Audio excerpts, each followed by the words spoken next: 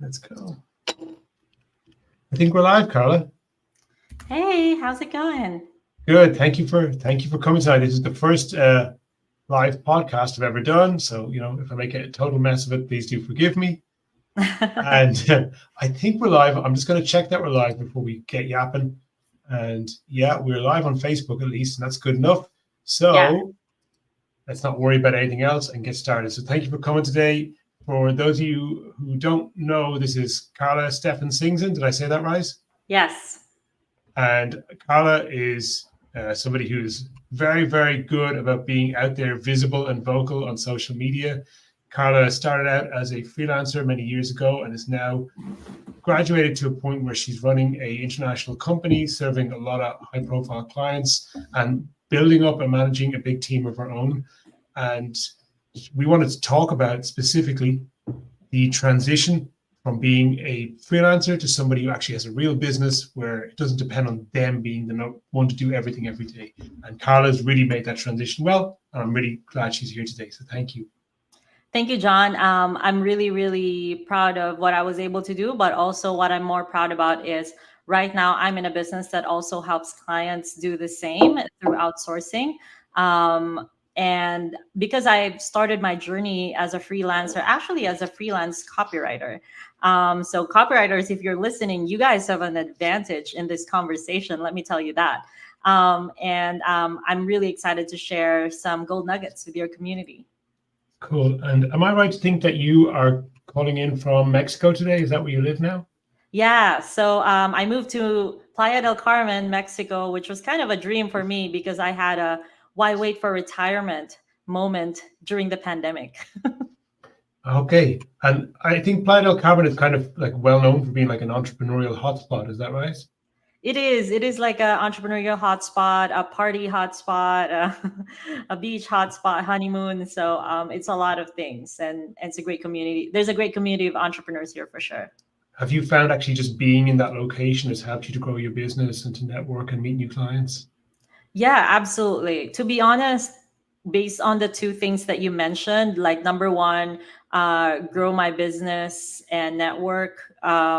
Number two, meet new clients. I think they're two different things. I wouldn't say that this place would be a good place to technically meet clients because it's very relaxing and fun focused. I would say that it's not hustle Okay. focused like New York, but Hmm. I do meet a lot of really interesting people from different parts of the world, and I learn a lot from them. And I also meet people through them. So, business wise, I would say maybe a great hub for affiliates.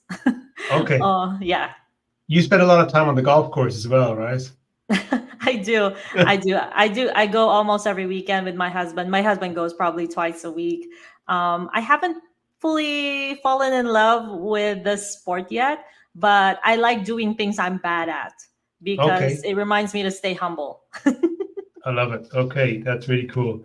Can we pull it right back to where you started out? Because you said you started out as a copywriter, but Mm, like copywriting is like a strange profession in that people don't usually intend to become copywriters. It's just something yeah. that happens to them.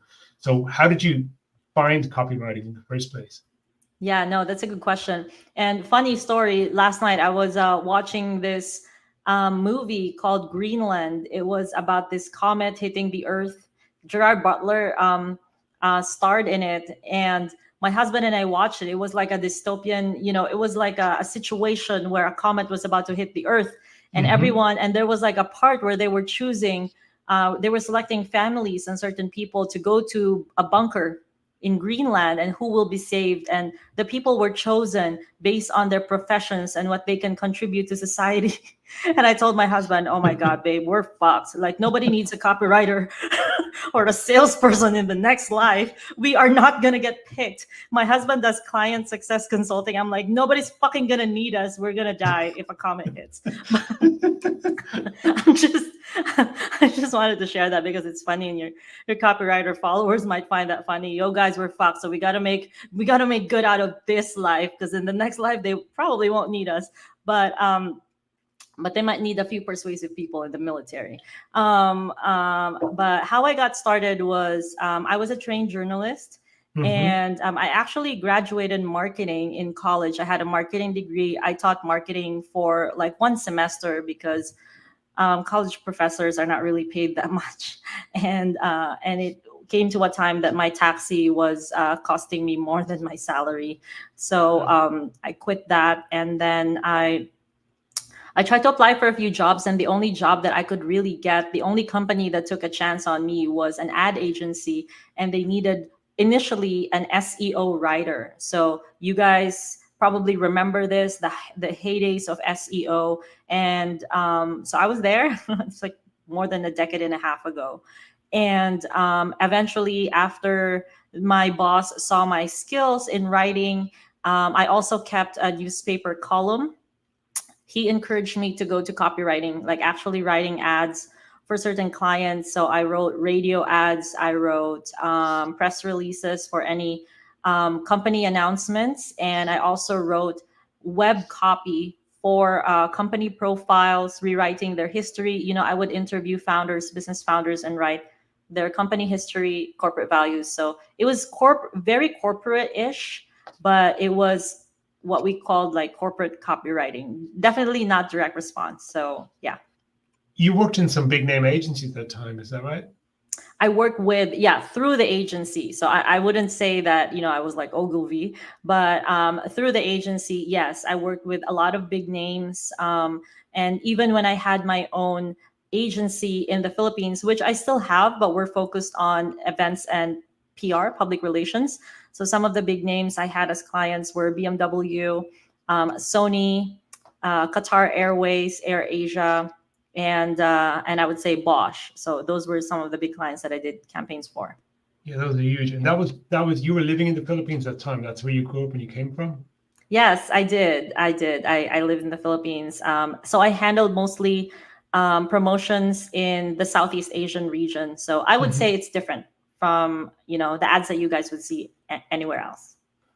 You at some point left agency life to start freelancing. When you made that transition, did you have to start immediately looking outside your local market to find clients?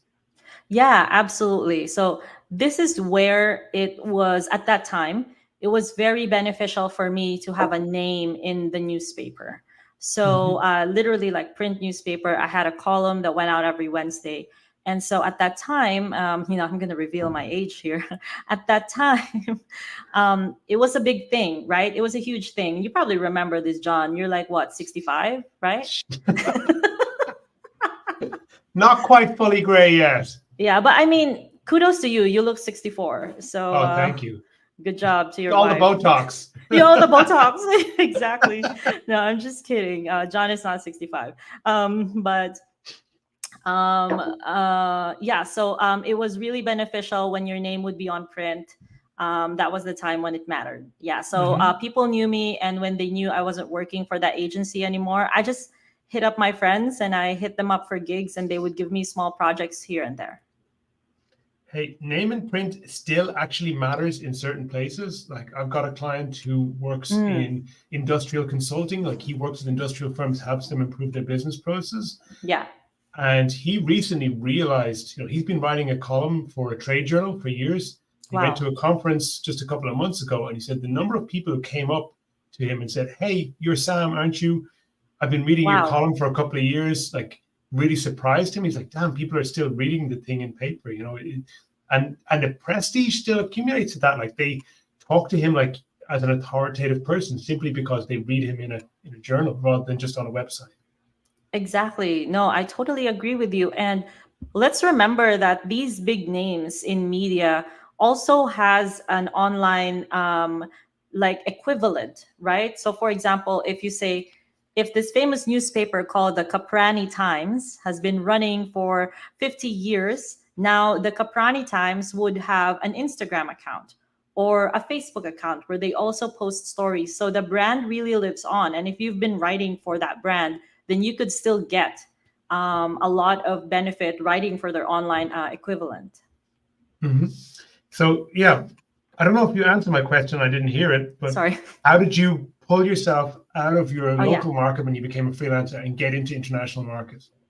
Yeah. So the transition for that was pretty slow actually, because the big clients that I got, even though they have big names, they really didn't offer me international projects. And it was because of my culture. I grew up in the Philippines, and there's specific ads that work in the Philippines that will not work in the States. Sharp, when Sharp became my client, we coordinated with their Singapore office, but my ads never really went out of the Philippines. So how I got into the international copywriting world was when I started to travel and meet people through conferences. But also, I would go to these conferences as a copywriter. But then when they meet me and they realize that I'm Filipina, the first thing that they always ask me is, "Can you help me find a VA, a VA in the Okay. Philippines?" Yeah, and so that Yes.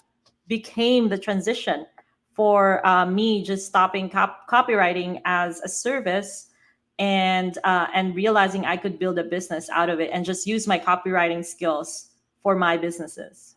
How long did it take for the penny to drop where you said, oh shit, the real opportunity is actually in sourcing VAs for these people?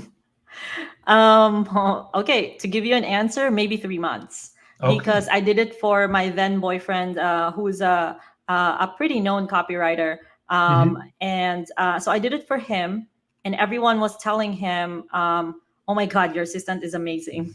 How can we get, So, and then I hired for his friend, and then his other friend, and then they started to just give me like literally like $100 Amazon gift card or something just to thank me for their help, until my then boyfriend told me that, just make a business out of this. So I would say in total, it only took like less than 90 days and my business was up and running. Cool. Okay. And so at some point you decided to relocate to the United States. How did you make that move?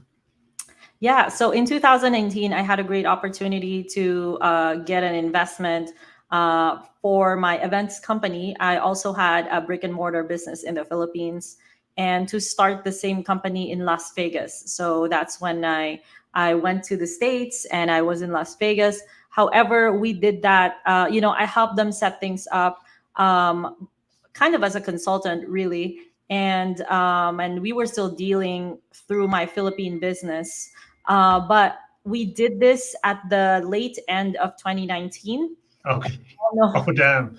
we all know what happened. Yeah, it was Yeah. actually really sad because during our first 6 months, I think we made 50K, and Nice.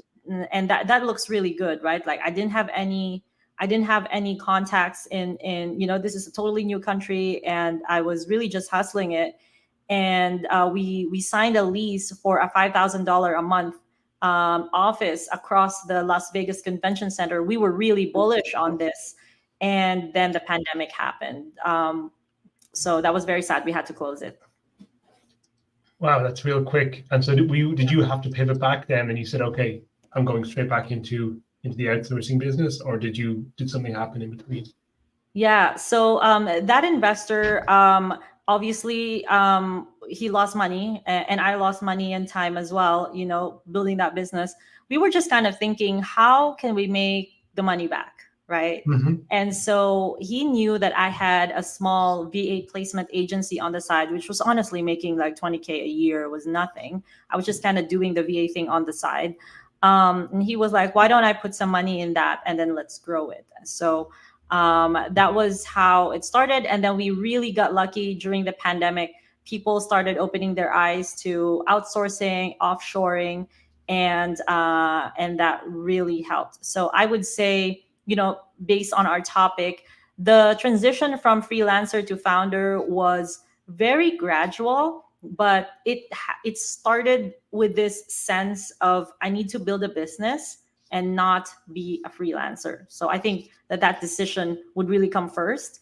And if you're really driven for a certain outcome, you should keep in mind that this is the end that you want, instead of, okay, you're a copywriter now, for example, and I'll just keep increasing my rates as a copywriter. So yeah, so those are two different mindsets. So I want you guys to really think about this. You had actually like two things. You had some really bad timing, which obviously Mhm. you couldn't have known about with the timing of your events business, but Mm. then also really good timing, perfect time to grow an outsourcing business, right? Yeah, so it worked out. There's a lot of personal skills there also, like resourcefulness, right? And and I think, as you know, as copywriters or as freelancers, we never should forget that no matter how good we are at what we do, the skill of selling what we do is a completely different animal. And so that is something that we should always hone and sharpen, because it doesn't matter how good you are. I know, honestly, I know so many really good copywriters. Really, some of them I pay them to give me advice, because they're way better than me. But it's hard for them to build a proper business because they just don't have their mindset, right. So it doesn't matter how good they are. If they don't have the outcome, if they don't have their eyes set on an outcome and work towards it, it's just gonna it's not gonna work for them. Sure. I mean, I think in every business, like the best practitioner and the best promoter are very rarely the same person. Yeah, that's You true. have to be super outspoken. How did you actually develop that skill of like just saying, I'm going to be noisy and I'm going to make sure people notice me? Well, here's the thing. If you're growing a business, you need eyeballs, and there's only two ways that you can do this, really: organic or paid. That's it. There's no Mhm. there's no going around this. So I obviously didn't have money. I grew up poor, and even though I had an investment, I was very stingy with the money of my investor, because I Mhm. was always thinking, this is not my money. I need to be careful of how to spend this money. And so I just told myself, I'm going to go hard on organic and really building relationships, and of course developing the offer and keep improving the offer. So that also matters. It's a different conversation. But I would say I decided to get noisy when I realized that I am definitely choosing organic before making mistakes doing paid, before I have the money to gamble on paid. Mhm. And then I just basically did what I can. And so in 2017, I would say in 2017 to 2019, I think, or somewhere there, I remember waking up every day and I would just write. I would write on Facebook. I would write a long post every morning. I would think of a topic and just write. And that helped me grow my following a lot. And that following just stayed on and watched what I did. Awesome.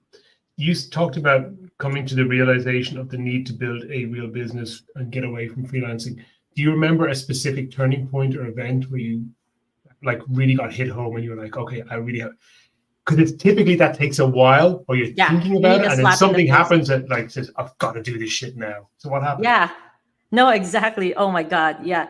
I hope this doesn't happen to anyone, but Mm-hmm. I definitely got a slap in the face. So in 2016, I got the opportunity to travel outside of the country for the first time.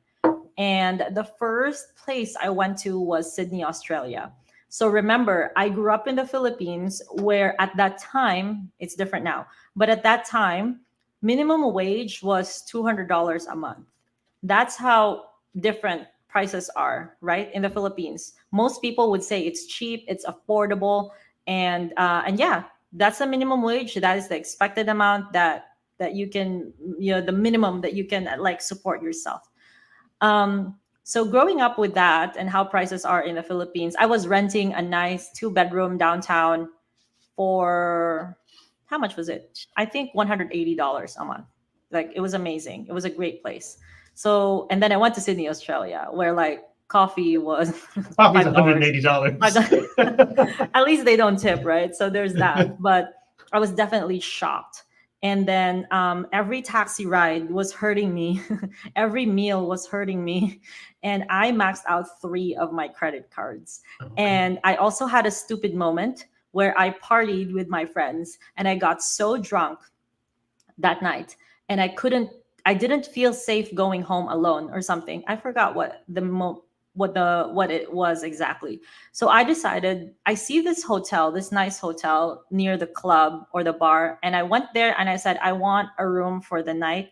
I'm just going to sleep, and I just want one night. And then in the morning, and I was drunk. I didn't know what I was doing. I gave them my card. In the morning I realized it was the Four Seasons. And see how smart this girl is. I love it. I know. This is And I spent at that time, I think $330 for one night I didn't even pay for breakfast. I was like, oh my God, I'm so stupid. And so that credit card bill haunted me. And I think it took me 6 months to pay off that bill. And that was my slap in the face. And I realized that the world is so big and prices are not the same. And most of all, I need to just be smart and make the most amount of money by spending the least amount of time, and to design my life in a way that I'm not always overworked so I can make more money. Okay, so once you have that realization, Mm-hmm. then you have to actually find a way to take action on that realization. So how did you turn that thought into an action? Yeah. So I also sat with myself. Honestly, a lot of the things that people would usually say, "Oh my God, that's such a great idea," or "How did you got into this idea? How did you think about this?" It's just really a lot of quiet time, and I call it sitting with myself. So you can call it meditation, whatever you want. Honestly, some of my best advice come out when I'm getting a massage because I'm very relaxed. And so sometimes I would jump out of a massage and I would write on my phone before I forget. And my masseuse is like, what the fuck's going on? And, but I sat with myself and I just thought, what are the things that people would gladly pay me for, that solves a problem for them, And one of the things that I knew that I could offer was hiring really good virtual assistants. I grew up in the Philippines and I have a great idea of the nuances of where you should hire, who you should hire, the questions you should ask. And because I had an international experience, I also had the advantage of knowing what do international clients really think about hiring from the Philippines? What are the common mistakes? What are the previous bad experiences that they had? And how can I take that nervousness and anxiety from them? Amazing.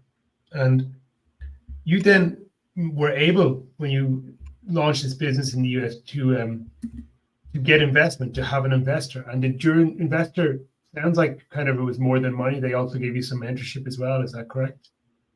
Yeah, absolutely. So we had like a really good kind of equity agreement and profit share agreement. And he was also like my mentor. So it was really beneficial for both of us. But honestly, I'm very grateful that he gave me that chance. And that was also time, right? So I am proud to say that when that business, at its prime time, we were making 6 figures a month, just consistent. And one of the things that also contributed to that was just really refining customer success, like how client success, how we were able to really help the client, or like you really answering the question, like, what is the client really paying for? Like, this is like a thinking exercise that I like doing every time I start a new business or I consult for other people's businesses. Like, you think that the client is buying one thing, but they're really not. So I have a flower shop in the Philippines, and I've successfully grown that into a franchise of 12 locations. And flowers are a great example because you're a guy, John, and you buy flowers for your wife, hopefully. And you know that if you go to Walmart or an equivalent of Walmart, a dozen roses is like what, $20 probably $15, right? But if you go to a flower shop and tell them, hey, I want you to deliver a dozen roses to my wife, it's $60, and you just accept this. So what are you really paying for? It's not the flowers, it's like the surprise. You want to surprise her, you want it delivered to her, you want her office mates to look at her with jealousy, and that she's the only one getting this in the office, that her husband loves her and makes her feel superior. And sorry for lack of a better term, right? But this is what you're paying for. So your service is not really what your service is. So once I determined what my clients are really paying for, and I realized that what they're really paying for is for me to take out the anxiety of hiring offshore and hiring from the Philippines, and for me to tell them the answers and give them guidance, and they're not just buying hours of a VA, that's when we were able to really refine our offer. So you were really tapping into some pre-existing demand. I mean, you knew this was something people wanted, they needed, and if it was done well, it was superior in many ways to hiring locally, or at least it had some superior features. But the thing that was holding people back was I don't know these people. It's a different country. Don't speak the language. Don't understand taxes, and 100 other problems. And you're the Yeah. person who's like, I'll push all my shit aside and just make it easy for you. Yeah, and especially if they meet and know me, because I moved to the States when I was 29. So a lot of people still don't know how good Filipino English is and how Mhm. close it is to American English. And so they think I grew up in California or something like that. But when they learn that, I visited the States in 2018, 2019, I was already 29, they're like, "What? So you just talk like this?" I'm like, "Yeah." And so do my cousins and my employees and everyone. Okay. What I wanted to ask, and I forgot to ask, so I'm just going to jump back a bit, is about your investor stroke mentor. How did you put yourself in the position to actually have somebody, A, trust you, and B, be willing to, not only give you time, but put their energy and their money and all those things into helping you develop? Yeah, no, that's a very good question because honestly, it is kind of a dream, right? I definitely got lucky. And a lot of people will want to have the same situation.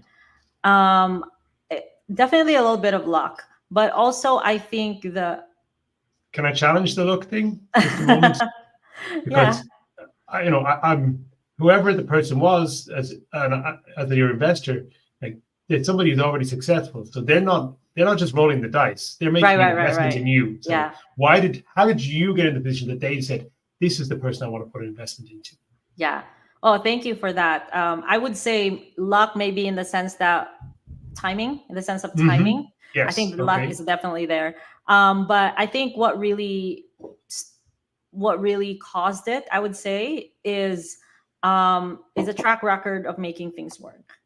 And this is what I keep repeating every time someone asks me, what is your business advice to people, starting over or people who are just starting, want to be entrepreneurs? I would say, really take good care of your name and have a track record of doing the right things and a track record of making things work.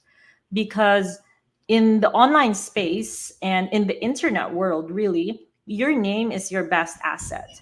And I've had this work for me multiple times with multiple offers. I have a flower shop, which is obviously like a retail company. I have an events company, which is kind of consulting, and we also do rentals, like we rent out tents, lights and sounds, we rent out projectors. I have that business. Both are brick and mortar. I consult for other agency owners, very specifically Filipino business owners. I want to help them succeed and get to where I am. And then I sell outsourcing services for fast growth online businesses. So these are very diverse, but using my personal brand and having a track record of doing, the right things and a track record of making things work, it has definitely helped me. So maybe my investor found that, whatever he looked up, right? He liked what he saw, and of course, I aligned that with a lot of work. Honestly, that's probably the reason why it would be very hard for me to take investment again. I was just my anxiety was so high about taking care of someone else's money, and that was the only time in my life that I got burnt out, to be honest. Mm-hmm. You're running all these other businesses. Um, so you must actually have to outsource a lot. Like you must actually have to use the stuff that you're selling to clients for your own businesses, right? Yeah, no, I do. I outsource for sure. So I have managers. My sister runs the flower shop, so thank you to her. She's my partner technically, and then she also manages the property management that takes care of my real estate. And I have a manager also for the events company. So yeah, empowering my managers. And this is a very important part of moving from being a freelancer to a founder or a business owner, because you have to accept that nobody is going to be like you or as good as you. But you have to empower these other leaders so that they can help you with your goals, and they also feel respected, and that they feel that they are hired for their intelligence and they're hired for what they can give your company. And once they feel that, it's really not that hard to motivate them and to help them get to the goals that you want. Between those businesses, your flower shop franchise, your events business, and your outsourcing business, do you kind of have a handle on how big your team is now? Yeah, so we have over 100 people for outsourcing.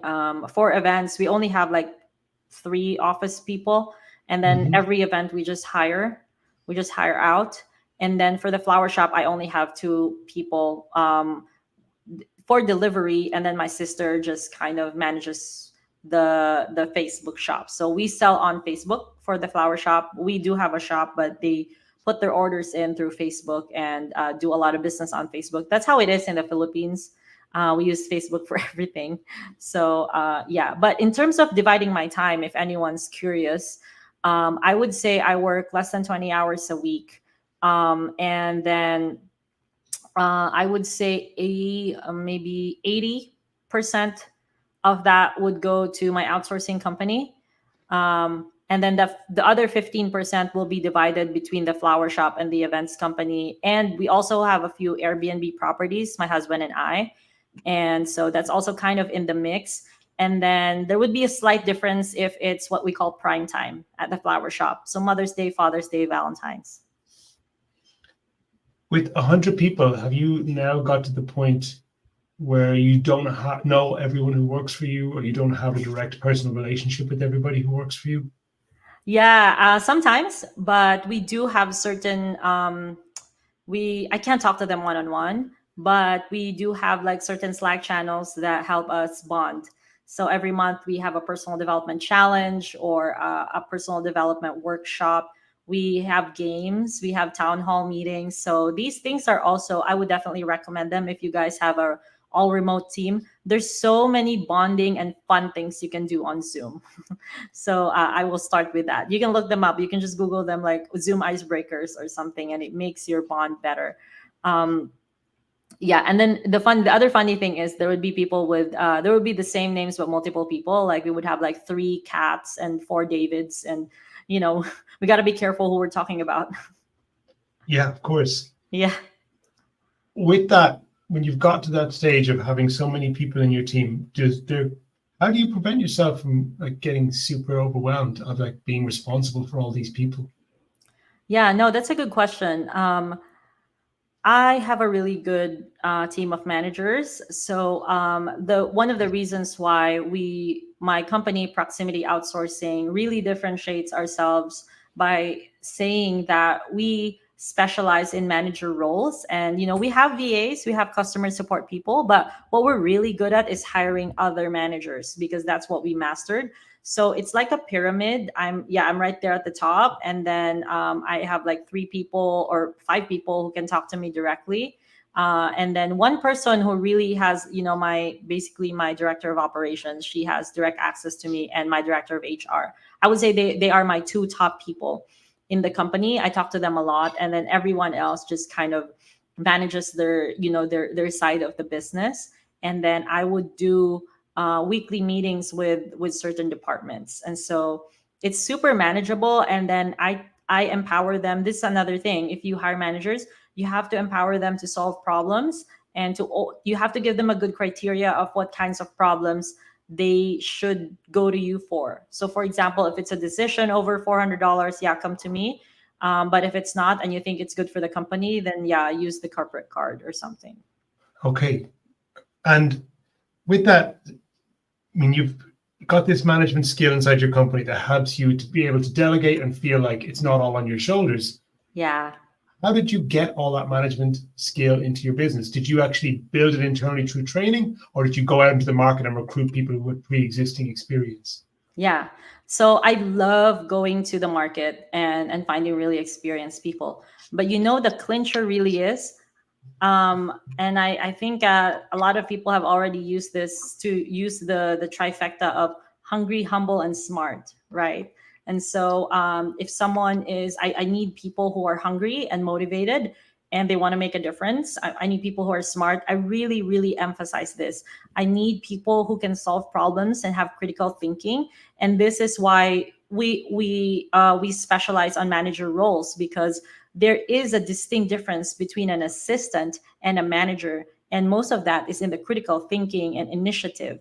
And we built a really high standard from our managers, and that's why the managers that we place for our clients, they also are held to a certain standard. And so hungry, smart, and then the last thing is humble. They have to know how to accept feedback, and they have to be really good communicators as well. So yes, they are already stars. And honestly, I love hiring from people who are already working for another company and making waves there, and maybe they're a little unhappy with the situation, or they prefer better benefits or better flexibility.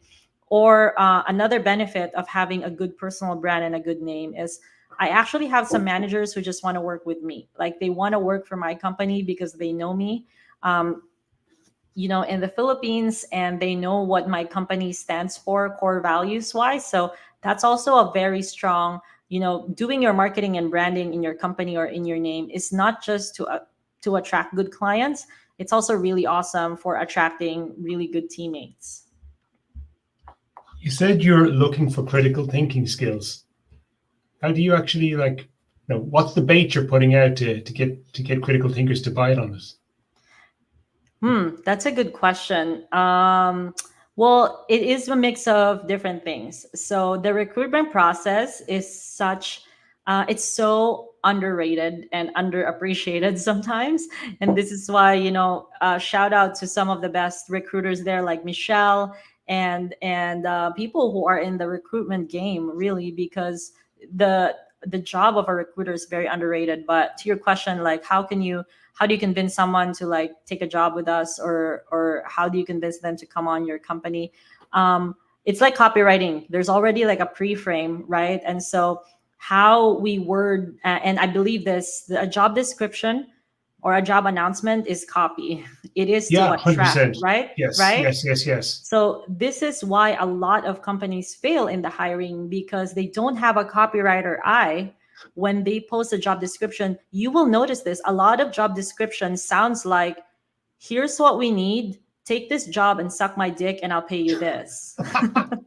No, they don't even tell you how much they're going to pay you. They just say, That's here's a so bunch of bullshit we need you disrespectful. to do. Exactly. Click here if you want I'm to against apply. that, by the way. It Yeah, I'm sucks. against job descriptions and job announcements with no pay and no benefits. Like, tell Hmm. me what I'm getting. I'm not gonna. It's like Love is Blind. You're like proposing to this person without seeing them, without spending time with them. It's kind of stupid. So a properly written job description is copy to sell the idea that a human being who has 24 hours a day should spend one third of their life for your company and your vision and not their dreams. That is why you need a copywriting eye, because you need to convince them. You need to attract the right people, just like copy, and repel the wrong ones. So we start with a really fantastic job description that describes what we need, our growth trajectory. Of course, the pay, the benefits are there. I'm pretty competitive with benefits. I have not met an outsourcing company with better benefits as us. So there's Hmm. that. So we start there, and then we go through a certain process of background checks and vetting if what they're saying is really true. We do proficiency testing. If they say, oh, I know high level, I know ClickFunnels, we actually test them real time instead of just reading through their resume. And then we talk to them and ask them what they want out of life as well. So yeah, that's kind of our whole process, actually, so I'm giving it away. And Hmm. but if you guys go through this process, when you decide to move from being a freelancer to a copywriter, I'm sorry, a freelancer to a founder, I would also suggest that if you can afford it, it's a really good investment. Hire a recruiter or hire an outsourcing company that will take care of the recruitment and the onboarding for you. You also said that you work these days about 20 hours a week. How have you been able to put strong boundaries on your time and say, I'm only working at these times, and not have your business totally consume your life? Yeah, so I definitely had that conversation with my management team. And to be honest with you, and this might not work for other people, right? I made my team understand what my job is. And my job is to get clients and to build a strong brand for our company. And so they know that these tasks cannot be counted by the hours. So when I say I work 20 hours a week, that's probably the time I spend in front of a laptop, right? Or on my phone if I'm writing copy or something like that. But it doesn't mean that that's really the only time. I read, I meet people, I constantly network, and I get advice. I have coaches and mentors that I work with. I get on calls with them. And so there's that. So when everyone understands what their role is in the business, they have that respect that they have that respect for my boundaries. So I only go to one meeting, one stand-up meeting with my team. They do dailies. So my operations manager does the daily stand-up very quick. And then you only bring urgent things into the stand-up. If there's nothing, then there's nothing. I only attend the Monday one, and then for the rest of the time, I don't really attend meetings. So, but they know clients are coming in, so I'm doing my job, right? And then they also know that they cannot waste anyone, not just me, anyone's precious time with useless things. So we have eliminated as many things as possible, and we've systematized a lot of things. We've hired a consultant to systematize things and making it more formal, like performance improvement plans, PIPs, correction of error documents, cleaning up our ClickUp, project management, setting expectations on Slack. So we've hired a consultant to help us with that. We're doing, I would say, 60% EOS and 40% whatever works for our culture as Filipinos. And it's been really great. So I sleep well at night. I'm not always worried about my business. And then, of course, it grows at a capacity that I like. Are you still personally responsible for the sales, for actually onboarding new clients and for attracting new clients? So I am personally responsible for sales. Yes, I have a sales team. For most of our sales come through our affiliates or a personal network from me.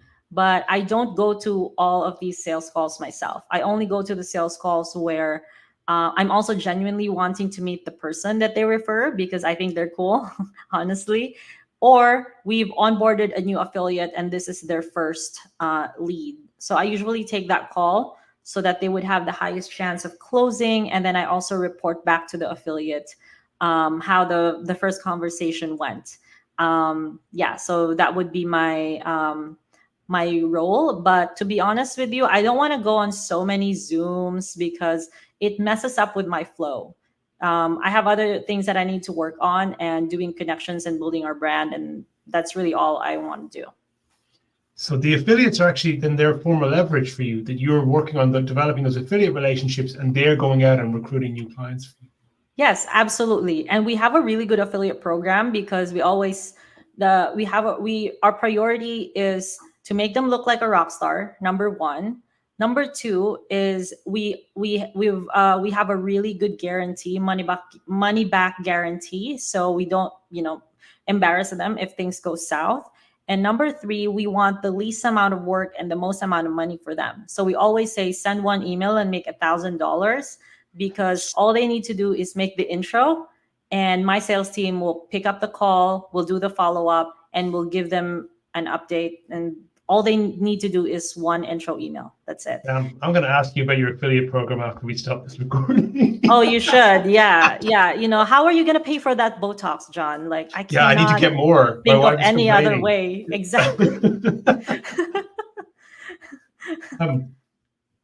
Look, it sounds like along the way you've had to develop all this other stuff and you've invested a lot in coaching and consulting. Do you remember the first time like you made a big investment in something that wasn't tangible, that was a consulting or coaching service for your personal growth? Let me see. Yeah.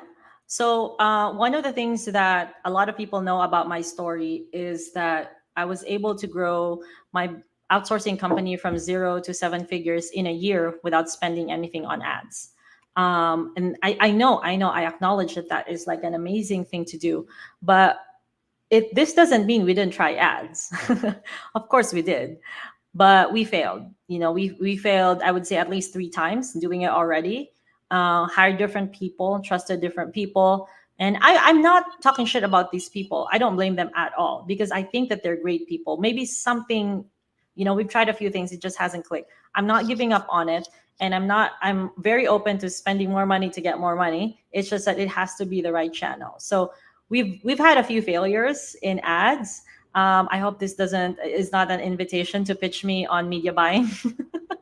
um, and some of the other failures would be um, maybe conferences. I've invested in some conferences that didn't really ROI, booths and some sponsorships. Yeah, I've Hmm. spent some money on some sponsorships. I've sponsored some events, and some of them really didn't um, get us leads or anything positive out of it. So yeah.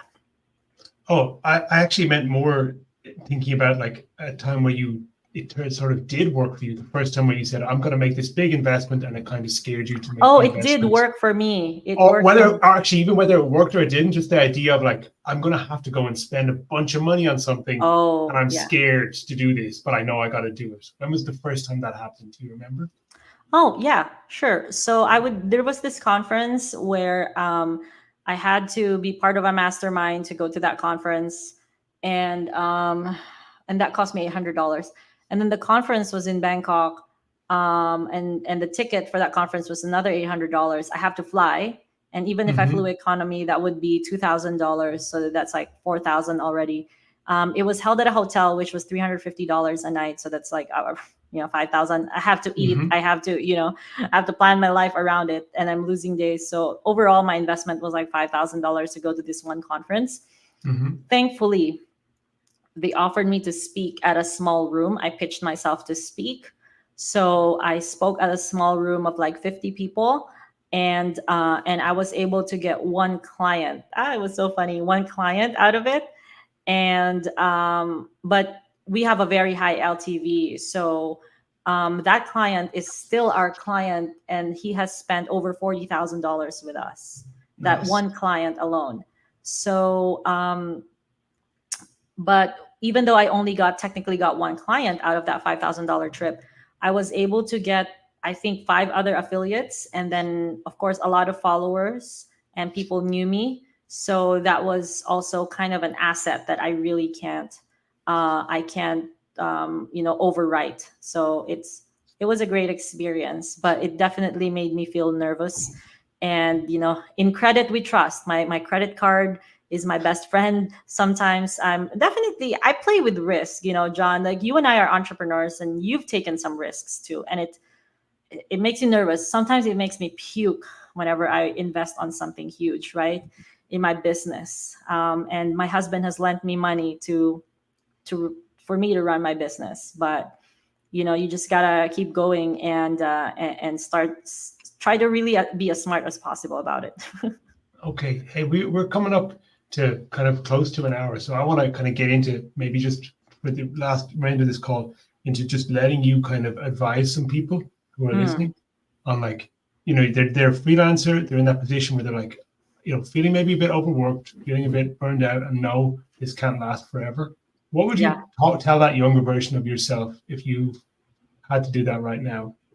Yeah, I have three great pieces of advice for you guys, especially those who have been in the freelancer niche or being a consultant for a long time. You got to remember that you're still selling your time for money, and there are ways to get around this. And many people have done it, so it is possible, and it is possible for you, especially if you're a copywriter, because you're most likely a smart person. And you're up there, you're in the upper echelon of IQ. I would trust that. So you can make this happen. People dumber, someone told me before, Carla, people dumber than you make more money than you. Doesn't that fucking annoys you? And I'm like, yeah, that fucking annoys me. Okay. Yeah, so that was like my main motivation. Really like that thought. But my first advice would be making that decision. A decision is a commitment, and when you've made that decision, nothing will really stop you. It's just like losing weight. So it's when you've decided that this is the way that your life will go, then just continue going there. So maybe right now as a consultant or as a copywriter, the only thing you can do is keep raising your prices. But maybe you can think of, what are the other things that you can offer your client that you could maybe don't have to do yourself, right? Outsourcing is your friend. So I'm going to pitch you on my services, of course. But no, for real.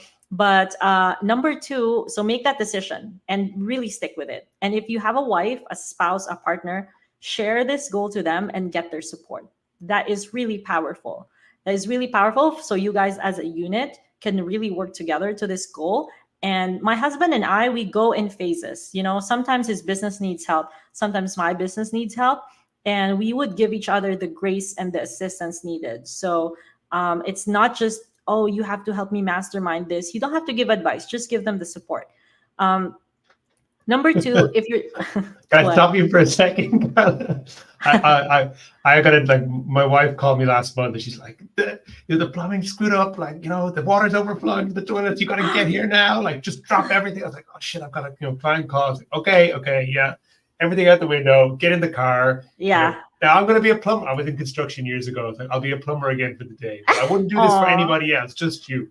Exactly. No, for real, for real. I remember my husband when he was a manager at Amazon, and every Black Friday is super busy. He doesn't sleep. He would go on like 1 hour naps, and I would make all the food for him. I would really make sure that he's taken care of. So at that time, my business took backstage, and then when I needed, support, he also supported me. So that's really powerful. Of course, if you don't have a partner, then you can make this goal yourself and decide on it.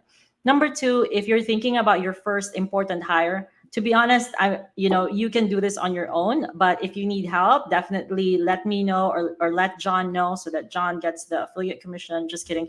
But definitely hit us up, because I'm happy to just give you advice. But your first hire should be a chief of staff, nothing else. This person is like the operations manager of your life. And as you build this business, and a chief of staff is a high-level executive assistant that helps founders get to their goals, whatever those goals are. So be open. This is your Robin. You're Batman, and this is your Robin. So stop thinking about hiring a junior copywriter or something else, client success for your clients.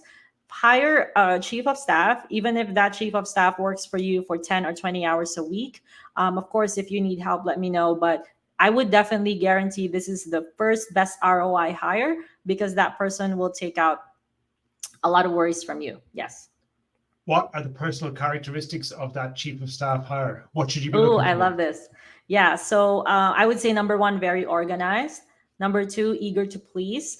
And honestly, I'm gonna pitch you again on my culture. You guys already know this. Filipinos make really awesome nurses, really awesome cruise ship workers. We're really good at hospitality, and we get so much pride from helping a lot of people.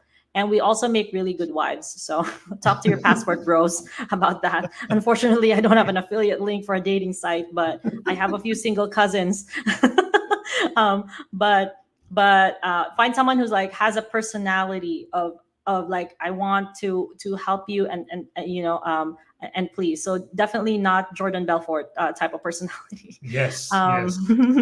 Not a copywriter like you. So there's that. Organized, eager to please. And number three is that so with organized, that also comes with like, they like systems, they like it when everything's efficient.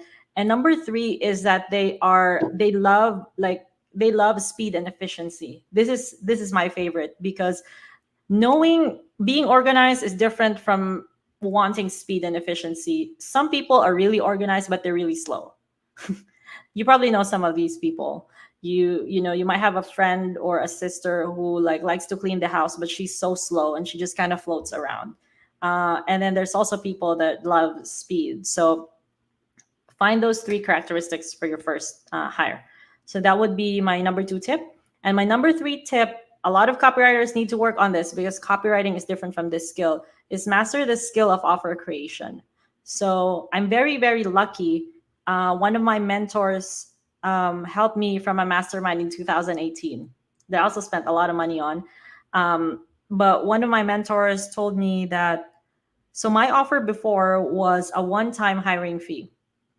And he was like, how much are you making in your business? I'm like, $2,000 a month. And he said, how many happy clients do you have? And I said, maybe 3 or 4 every month. And then after they leave, what do they do? They give you a referral? And like, yeah, sometimes, sometimes it's like, bye, thank you. And he said, no, you gotta put a subscription. This has to be like a monthly thing. And so he was like, find a way to charge them every month for something that they really want and what would really help them. So that opened my eyes to the power of a subscription service. And eventually it's not my original offer, but I continued to refine my offer. And now the cheapest way to work with us is $995 a month.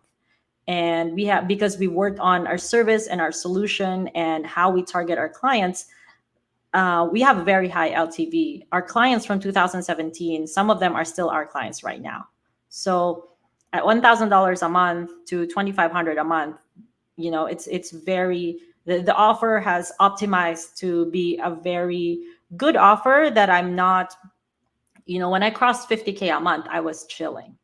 I was chilling. So if you have this skill, definitely take advantage of it. If you don't have it, hire someone like John, because he will help you find the offer. And honestly, it's good to have someone like John in your corner, who like a second brain. Sometimes you know what to do, but to have someone tell you what to do and confirm your beliefs and have a different experience. And let me give you this, a different culture, it helps.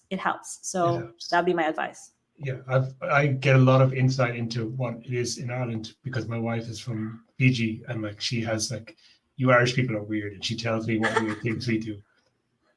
Yeah. Want to just dig into the offer creation thing a bit, because just leaving aside the pricing of your offers, which of course is a very important component, what else is it, do you feel at this point with your offer? What are the elements of your offer that now make it super appealing to a new person who may come into your world? Yeah, I would say one of a really good hack also with my consulting clients when I work with them in their offers is I really like asking this question: what is something that causes your clients anxiety? Really, really dig into this question. And if you can solve that problem for your clients, you would be surprised how much they're willing to pay. Oh, that's so good. That is deep, deep, deep lizard brain stuff, right? Yeah. So go on Reddit or have conversations with your ideal clients and really get into twist the knife. I always say this, twist the knife. What really gives them anxiety? What gives them that feeling that they want to puke when they hire someone? And then be the bringer of peace in their life. So once you hit that nail on the head, there's lesser price sensitivity, and you're going to start talking to the people that really want your service and are more serious, because they are ready to get this anxiety out of their life. I love both of these. These are fantastic. So I want to just dig into to both of them, because first, what is something, and I'm writing a lot of notes here, which is why my head is down most of the time. What is something that causes your clients anxiety? I mean, I know Reddit, obviously the traditional research sources, but when you are in your business, how are you finding these little sources of anxiety? What are you looking for that are tells, little ticks that give people away that there's something on here and I need to work on this, I need to fix this? Yeah, I wish there was a shortcut, John, but I went to hundreds of sales calls before I perfected my offer. Mm-hmm. I talked to as many clients as possible and I really dig in. Thankfully, I have a really extroverted personality. I love talking to people. And because I'm a writer, I have this belief that every person has a great story to tell. So I can go to a party by myself and I'm going to have a great time because I know how to make conversation. So being able to bring this fact out of your clients, obviously, is a skill, but don't shortchange yourself or don't scrimp on market research. A lot of people just throw offers out and don't do basic market research, and it pisses me off. So find your ideal clients, find their real thoughts. That's why I'm a fan of Reddit and Facebook. This is why I like Facebook. Humans are humans on Facebook. There's less faking. there's less filters, and their family is there. So their family is on Facebook, so unlikely for them to be a jerk. Although there are a lot of jerks, obviously, on Facebook. But yeah, find a way to have your clients share what brings them anxiety. Love it. And then the last thing you said was be the bringer of peace in their lives. Yes. Now, that is a tall order, and there's two parts to that. One is to know where the peace is, the opposite of the anxiety, and that's cool. But there's also sometimes you meet people, and there's just no way anyone could ever bring them peace. You know what I'm talking about? Yeah. You bump into those people. How are you spotting those people and saying, I can't give them peace. I'm moving to the side here. Yeah, no, that's a very good question, because I also posted today about being in a business to a point where you get to choose your clients, and you only work with clients that vibe with you, basically, or that you can help. So you'll also find this during the sales call or talking to them. I'll share some signs. One sign is if they always have a rebuttal to everything. So you're trying to get to know their problems, and then you tell them that, okay, we have a really robust recruitment process where this is what we do. We run background checks, we vet, and we test their proficiency.